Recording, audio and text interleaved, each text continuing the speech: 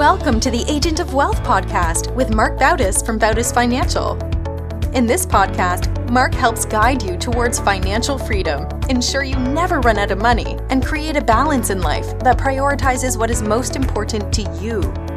Join us for this journey as Marc draws from years of expertise and guest experts to solve the multiple wealth building challenges involved in your financial life.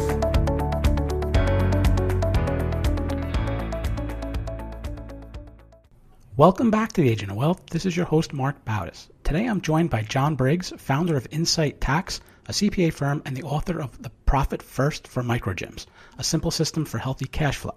Through his 12 plus years of entrepreneurship, he's helped business owners combat IRS bullying, improve cash flow management, and manage stress and burnout. John, welcome to the show. Thanks for having me, Marc. So we're talking in April. I think it's a great time because everyone is heightened awareness around their taxes. So I'm looking forward to today's topic. But before we get started, first talk a little bit about your work at Incite Tax. I saw that you categorize your team as non-traditional accountants that help combat IRS bullying. Can you talk a little about the firm, but also what that means and what the mission is?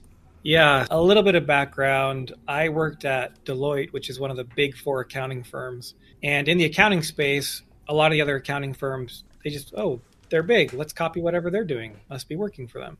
And I realized that I was going to be rewarded based on my billable hours, but I didn't control my workflow.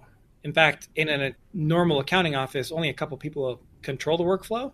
And so the model becomes, well, if they haven't given me something else to work on, I don't want to be penalized for being smarter or more efficient than the other guys. So you take your time. And what happens is that incentive model ends up penalizing the client because they may end up with a larger bill than they are expecting, solely because they bottlenecked the process flow of tax returns. And so I wanted to create a better way. I also don't love the idea of, hey, minimum 55 hours a week during tax season. So if you want to keep your job, you got to work 55 hours. That's just to keep it. If you want promoted, you got to go higher than that. While I don't buy into the work-life balance concept, I do think it's possible to have a work-life imbalance. And I wanted to create a firm where people had a life outside of work, where they could focus on other things other than work. And so we're non-traditional in the sense that we don't always think the client is right. We don't push ourselves to work the crazy hours all the time. In fact, last tax season, our team averaged 42.6 hours a week during tax season, which is quite the feat in the accounting industry. And we're not done yet with this year, but we'll be close to that again. How do you do that? Do you push people away? Do you ramp up hiring, or is it like a combo of that? That's great that you're able to maintain that balance. Yeah, it's interesting. We haven't had to say no to clients just because we're not willing to sacrifice our life because they kind of put off filing their taxes to the last second. But what we do is we communicate up front. Like at this point, a client coming in is like, hey, just so you know, we'll be sending you some emails to help you understand what's going on, but we're not going to get to your tax return till May, where normally our turnaround time is 2 weeks. We also have really good systems. I don't know if you're familiar with the Scrum model at all. Mm-hmm, sure. Yeah, it was invented really for tech companies, but some people have started applying it to service-based companies. So we do that as well with a couple different teams. So it's not like true Scrum, but it's conceptually similar, and that helps us be more efficient. We just communicate with the client throughout the year so they know what to expect. We know when they're going to be sending us stuff in. So it's kind of a combo of a lot of different things that allow us to do that. And it's mostly business owners that you're working with? Yeah, primarily business owners, and then we do their personal returns as well. So what have you seen as, let's say, like the biggest challenge that business owners have with their finances? Yeah. I'm sure there's a lot of them. There's a couple of challenges. The biggest one is that people didn't go into business to look at their numbers. And so the business owner is passionate about whatever it is, whatever their service is or product is. And sometimes, depending on, where they're getting their information, they can start to believe that taxes and their bookkeeping and cash flow management are kind of a necessary evil. Like, I'm a business owner. Yeah, I have to kind of do that, but I'm going to hope someone else takes care of it. Or maybe I'm only going to look at it once a year because there's nothing sexy about it. It's one of the biggest challenges because the reality is if we sit down and maintain it, which takes such a small amount of time on an ongoing basis, maybe a couple times a month. The amount of information that the business owner can glean from good sets of books, having quality tax strategies in place, it just makes their business that much better. So they're able to do the sexy things if they take the time to do some of the stuff that maybe in their mind they currently view as a necessary evil. And is there any like certain size of a business where it gets too big and they may need to hire like a CFO? I guess you guys kind of almost playing like that fractional CFO type of model, but does it ever get too big where it's like, all right, you guys need a full-time CFO? Yeah, I actually believe if a company grows, all companies will eventually grow to have that need. We were dealing with a client, they had 5 automotive locations. And when we inherited their business through some other stuff going on with the company, I immediately saw like, you guys are way too big to be outsourcing this stuff.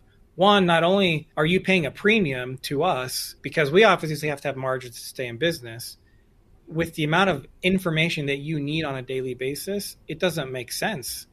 Because as an outsourced CFO person, we can only focus so much on each individual client.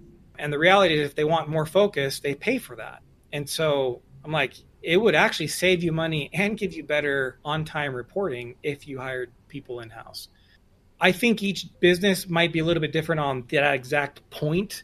I don't think there's like a formula that we could say, oh, here's the point where you now need to hire someone. The behaviors, though, look like where as an owner, you start realizing, okay, I can step a little bit back from maybe the rushing from fire to fire and I have a little bit more organization. Now I have time to look at numbers. I'd like to see these numbers. Based on how frequently you want those, it might make sense to have someone in-house. Not to mention, if you have a very customized business, having someone in-house is going to be more important because they will live and breathe all the different customizing going on with your clients, including invoicing and agreements and things like that no outsourced company will ever be able to do. Mm-hmm. What I hear from business owners and even regular taxpayers is that I'll send my stuff over to my CPA and they spit back some return and that's it. So how do you, I guess, involve in more of the strategic planning? And obviously that takes time on your side and that has to be factored in. But how can, someone approach their finances, approach their taxes strategically rather than just being like, okay, an order taker, I'm going to send this stuff in and spit back something? So we have the 2 separate services, right? So if someone's doing bookkeeping, books are getting done. If someone's signing up for tax services, there are a handful of people, they just want the compliance. Like, hey, you know what? Here's my information, plug it in. But most people, they feel the pain of paying the taxes. They always wonder, am I paying too much? And so first stepping stone that we have is we're sitting down with that new client. Let's have an actual consulting meeting where we're going to go over, do you have the right structure? Do you even understand what you can and can't write off? Those are some simple things about business that are often misunderstood by most entrepreneurs. So we start with that. There's a couple of tax strategies usually that we can identify, and we get those going. And then depending on the size of the business, the curiosity of the client, they determine how often they want to meet with us. Whether that's monthly or quarterly or just have a year-end planning meeting. And then we build in those meetings into our services so that we can sit down and say, okay, since we last spoke, what has changed in your business? And then based on their answers, we can then say, okay, well, here's some tax rules that can apply to what you have going on. Let's make sure we have those in place. Now, one complaint I hear from business owners is that they just get overwhelmed. Like you said, they get involved because they're passionate about whatever that business is, usually. Not to manage books or look at this or look at that.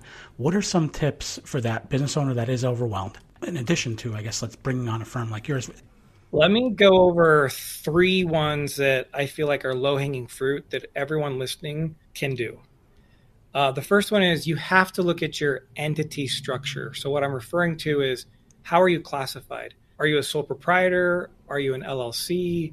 Are you a corporation?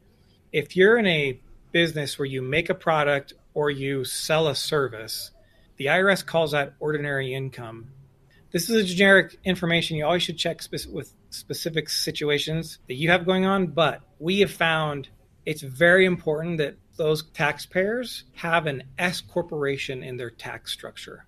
The reason is because of the way the IRS ties in self-employment tax to business owners' income. The S Corp gives you the most favorable outcome and you pay the least amount in self-employment tax. because owners don't think about, you have your income tax, everybody pays their income tax. But based on how you have things structured, the self-employment tax is on top of your income tax. You can minimize that with a well-structured S corporation. That's the first tip. Look at your entity structure. If you're making a product, selling a service, and you don't have an S corporation in place, it's worth talking to a CPA to see if, this is something that would save you money. Chances are it will. Kind of a 1A on that. The S corp, sometimes accountants will not recommend it because it does complicate the client's filings.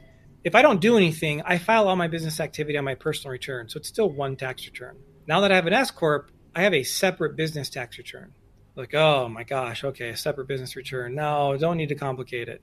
And then on top of that, if you work in your S corp, the IRS basically requires you to also pay yourself a W-2, even if you're the only employee. Now I have a separate business return and I got to run payroll. Oh, let's forget about it. Well, I'm telling you, mathematically, now it does change based on how much your accountant is charging. We have found if your taxable income is $10,000 or more in business income, it makes sense to pay a professional to take care of that headache for you, and you'll still save more in taxes than what you're paying the professional at $10,000. Anything above that, it's crazy. I mean, I've had clients come in $100,000 of taxable income, and it's like you literally are going to save $12,000 a year just by running it through an S corporation. But with that payroll aspect, sometimes CPAs recommend that the W-2 is actually higher than it needs to be. So that's kind of like the 1A tip. If you are going to do an S corp, make sure you're choosing an amount that is considered reasonable, but not more than reasonable, because now you're just wasting money. And a good accountant should help you walk through what that is like. Step number 2 is the way that we think about writing off deductions. The tax code defines a write-off as something that's ordinary or necessary, which are two really vague terms.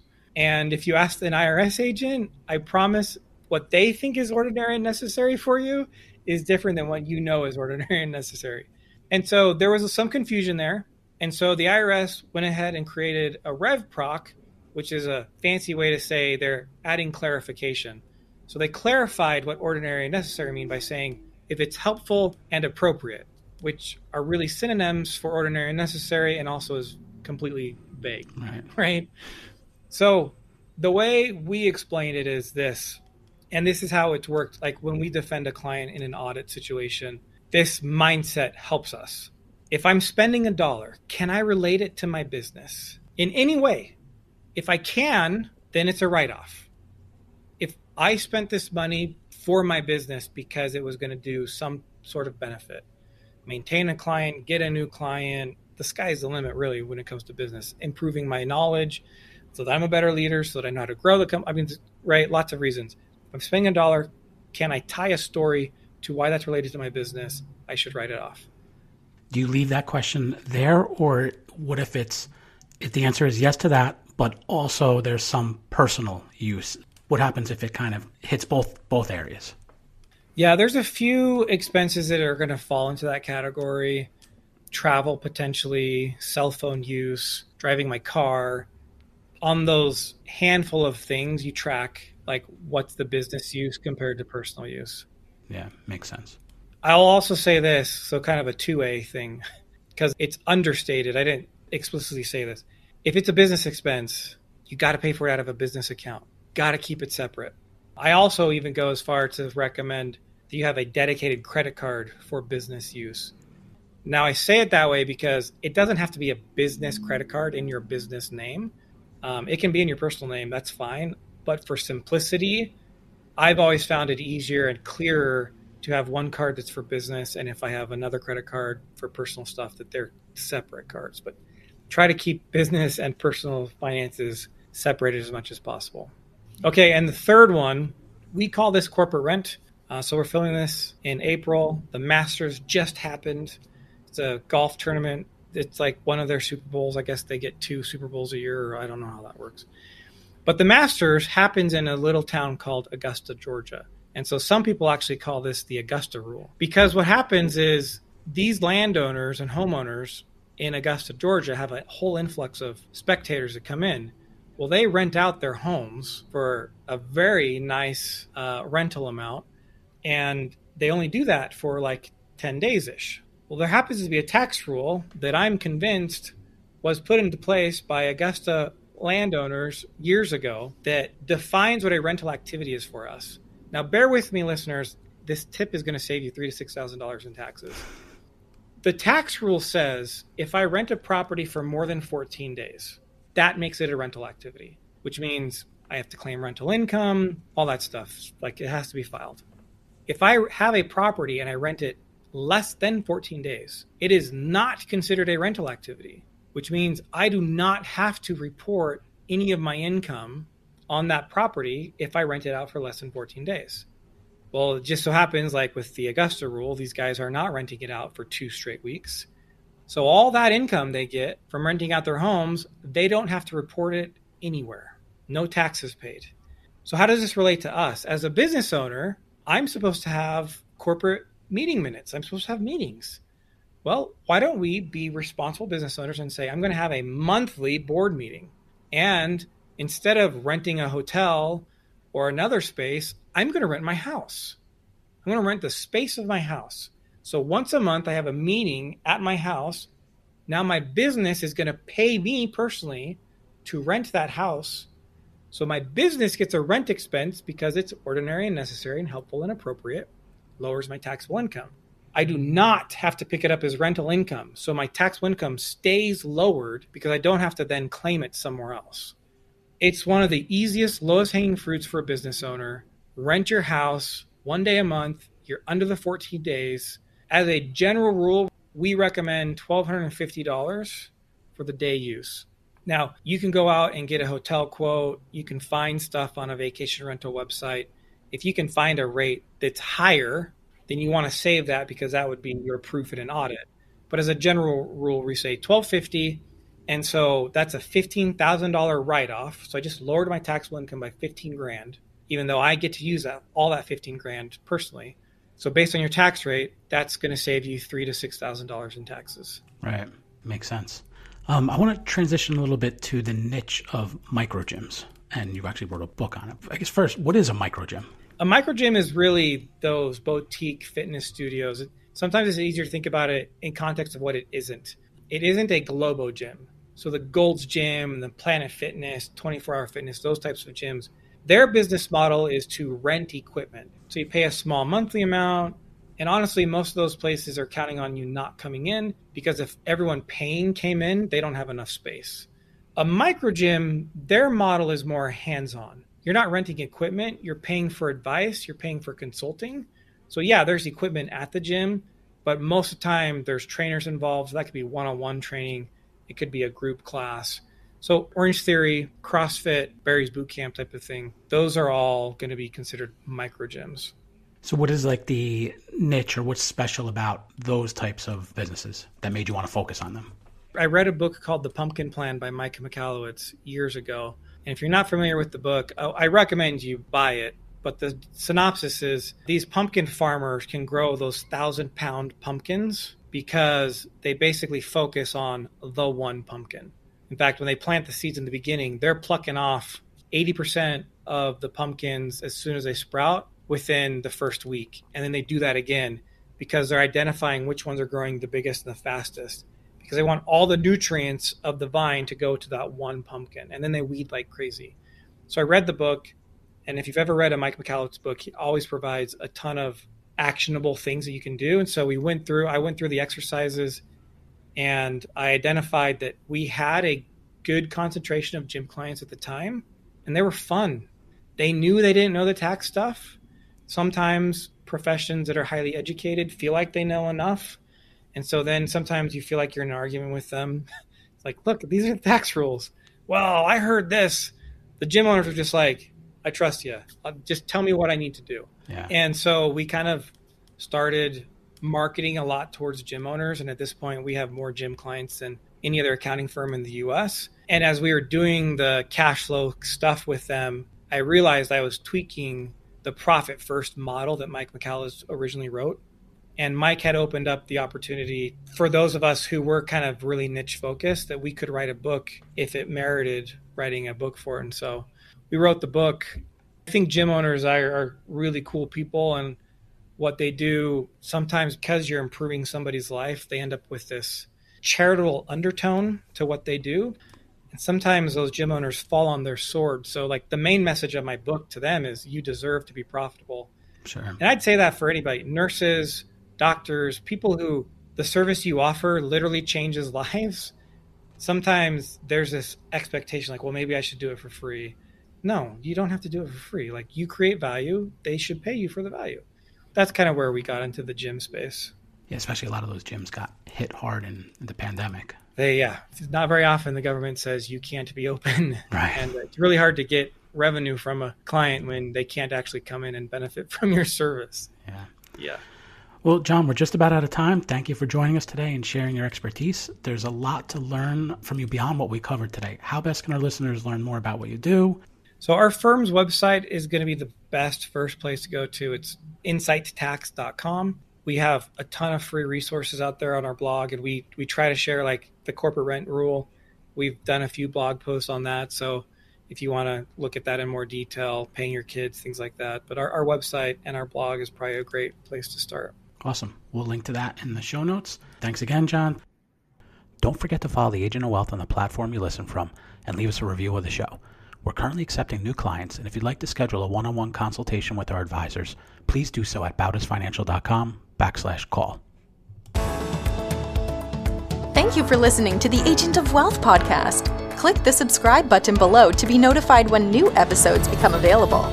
The information covered represents the views and opinions of the guests and does not necessarily represent the views or opinions of Bautis Financial. The content has been made available for informational and educational purposes only and is not intended to be a substitute for professional financial planning and investment advice. Always seek the advice of your financial advisor or other qualified financial service provider with any questions you may have regarding your investments and financial planning.